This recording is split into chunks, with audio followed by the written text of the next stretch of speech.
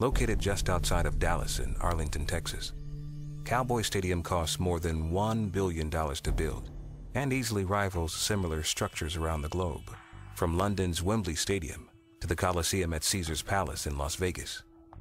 And it's fitting that a fighter of Manny Pacquiao's caliber will defend his title in such a spectacular venue, which is exactly what the stadium's visionary creator, Jerry Jones, has always wanted. Has been built. It has 3 million square feet in the room.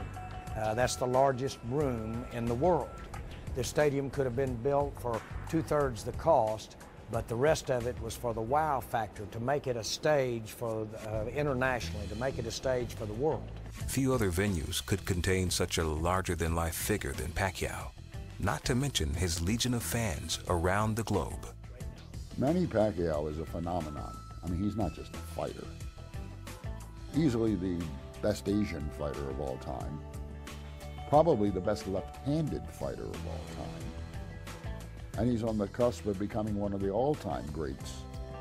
Look at his accomplishments. Look at his legacies. Seven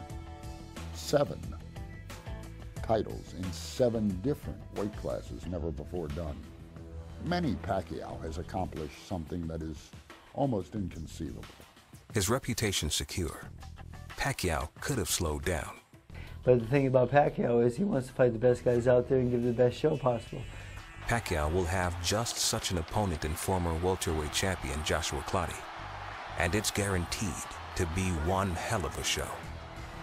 Well, I think Joshua Clottey is a very tough guy, and he's a guy that, unless you're an elite person, you're going to have a lot of trouble with. This is no walkover for Pacquiao.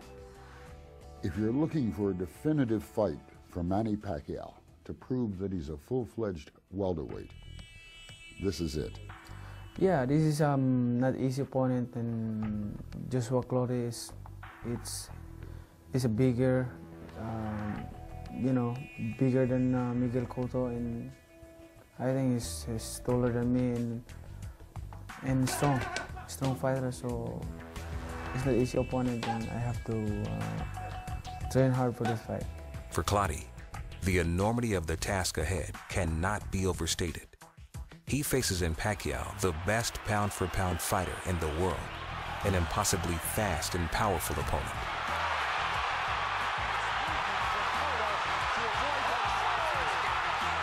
Despite the challenge, it's the opportunity of a lifetime for Clottey. This fight means a lot, very, very, very much, because you see, if I beat Pacquiao, I'll be the man. The native of the West African country of Ghana, Clottey isn't just fighting for himself, he's fighting for his country. Joshua Clottey is a real tough welterweight. He's a proud African. He comes to fight and will give Manny Pacquiao all he can handle. As big as this fight is for these two men, it's even bigger for the sport of boxing. To have a home and have a presentation of a fight with a statue of a Manny Pacquiao and a Joshua Clottey, that was certainly a dream, but to be a part of it now that it's a fact is a special thing. On March 13th, some 40,000 people will fill what many are calling pro football's crown jewel, the brand new state-of-the-art Cowboy Stadium, to see if Joshua Clottey can unseat boxing's crown jewel, Manny Pacquiao. This is more than a boxing match. This is the event. A storm is brewing. Manny Pacquiao, the world's #1 fighter and 7-time world champion, continues to fight anyone, anywhere.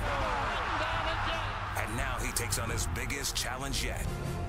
Pacquiao faces devastating brawler and former world champion Joshua Grandmaster Clottey.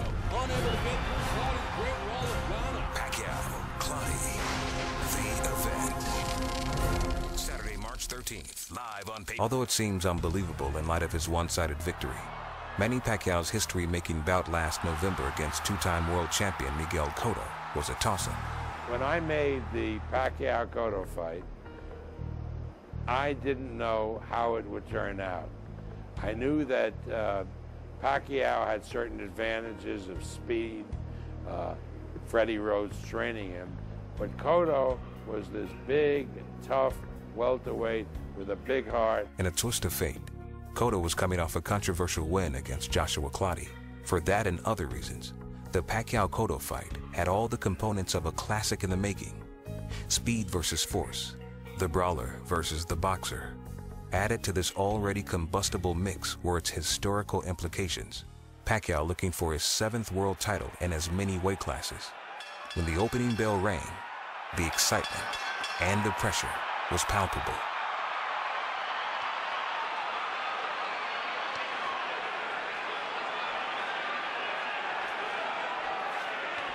The early rounds seemed to confirm the evenness of the matchup, with Pacquiao finding himself against the ropes, vulnerable to Cotto's punching power.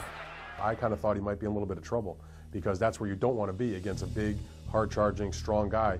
You know, for Pacquiao with the fast feet and the fast hands, you want to stay in the middle of the ring and have all that real estate around you to move around as best as possible. It was a strategy that left a member of Pacquiao's camp in tears. He gets so tired of people saying that he's too small and not big enough to fight these guys, he took him to the ropes. And Boo Boy, my assistant trainer, was crying in the corner because Manny wasn't following instructions, and it was a dangerous place to be. So Boo Boy, he was very emotional for Boo Boy. So he was crying in the corner, and we were pleading for him to get back to the game plan and get that heck off the ropes. Eventually, Pacquiao got back to the game plan and scored a quick knockdown.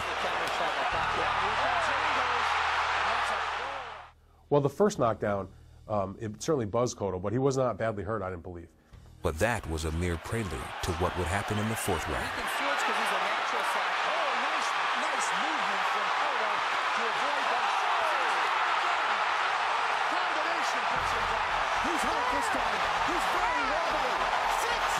The second knockdown that he suffered, that was a hard shot, and it looked like maybe the fight could potentially be over. You know, he really got staggered. And it was a beatdown the rest of the way because Cotto just was never able to recover from that hard knockdown. After that, it was his fight.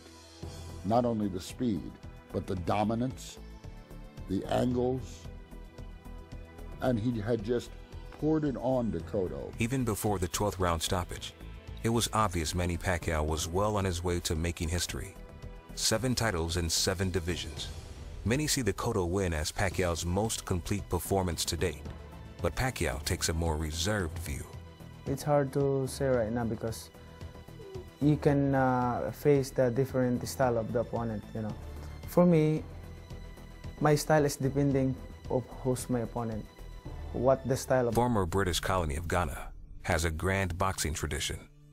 In addition to Joshua Clottey, Ghana has produced such luminaries as David Cotel, Ike Quartey, and Hall of Famer Azuma Nelson. You know, Ghana has produced a lot of great fighters over the years, and Joshua Clottey, when I've talked to him about that, he is very aware of the best guys that have come from his country and wants to emulate them in his own career. Clottey also shares his countryman's chief trait. There is a determination here. You can, cliche, you can call it a heart. There is a heart there. These kids come out of Ghana and they can go right on the world stage. They don't even need a holding hanger. They go right out onto the world stage as top-notch, world-ranked fighters. And Joshua Clottey is one of them. Clottey has known struggle all his life. In his early days as a young fighter, he practiced with subpar equipment.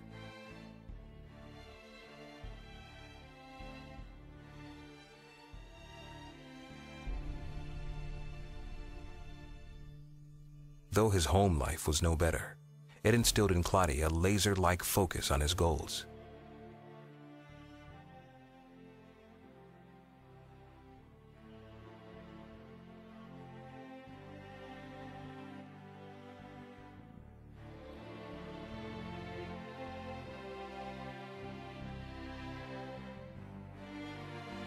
Despite the hardships both he and his people face every day, Clottey takes obvious pride in his